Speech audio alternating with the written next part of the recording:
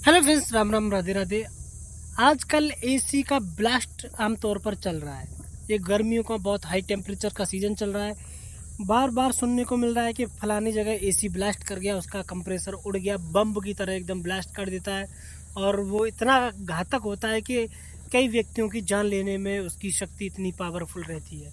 तो ये आखिरकार एसी ब्लास्ट क्यों हो रहा है, एसी का कंप्रेसर क्यों बम की तरह फट जा रहा है, उसका मेन कारण क्या है? देखिए, आप लोग क्या करते हैं इस समय कि अपने एसी को 16 टेम्परेचर पर सेट करके उसको चला देते हैं, जबकि होम अप्लायंसेस का एसी है वो कभी भी 16 टेम्परेचर ला ही नहीं सकता है रूम का, चाहे कुछ भी हो जाए।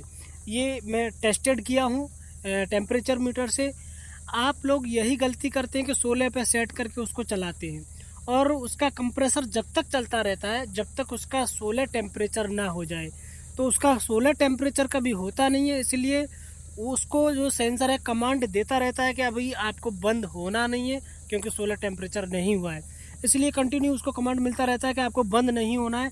तो कंप्रेसर कभी बंद ही नहीं होता है। जब हाई लेवल का धूप और पीक लेवल में 1 से 2 बजे के बीच में अंतराल में, 12 बजे के अंतराल में, और पीक लेवल पर धूप रहता है तो उसका टेम्परेचर और हाई हो जाता है। एक तो कंप्रेसर का चलना, उसका एक अलग से टेम्परेचर हो गया, और एक बाहरी आउटडोर से जो बाहर का एनवायरनमेंट का टेम्परेचर हो गया, उसकी बॉडी गर्म हो गया, उसका अंदर से वो आपका कंप्रेसर भी हीट हो गया। तो दोनों टेम्परेचर आपस में मिलके वो ब्लास्ट कर जाता है। मेन कारण ये इसका यही है। तो आप कभी भी एसी को चलाएं तो भाई मेरा कहना यह, शुरुआत में आप 16 पे चला लेंगे, आधा घंटा 1 घंटा 16 पे उसको सेट करके चलाइए। जब आपका रूम एकदम चिल्ड हो जाए उसके बाद उस एसी का टेम्परेचर आप उसको 20 या 22 के लेवल में कर दीजिए। 22 का आपका अगर आप करेंगे तो सही, 22 से 24 के बीच में अगर आप चलाएंगे तो 22 और 24 के बीच में चलाने का फ़ायदा क्या है दोस्तों? एक तो आपका बिजली बिल कम आएगा, क्योंकि जब जब एसी अपना टेम्परेचर मेंटेन करेगा तो एसी बंद हो जाता है। मतलब आउटडोर जो है बंद हो जाता है, उसका कंप्रेसर बंद हो जाता है। इंडोर जो एसी रूम के अंदर इंडोर लगा रहता है उसका केवल ब्लोअर चलता है।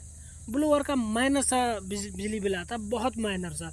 कंप्रेसर सबसे ज़्यादा एसी में सबसे ज़्यादा बिजली की खपत करने वाला आइटम कंप्रेसर है।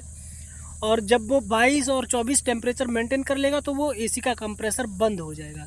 और जब रूम का टेम्परेचर बढ़ेगा, जैसे 22 पे सेट किए हैं, 22 से 23 होगा, तो उसका जो सेंसर है वो कमांड दे देगा कंप्रेसर को कि टेम्परेचर ज़्यादा हो गया, तो फिर से वो चल जाएगा, 10-15 मिनट फिर से चलेगा, और फिर से 22 होने पे फिर बंद हो जाएगा।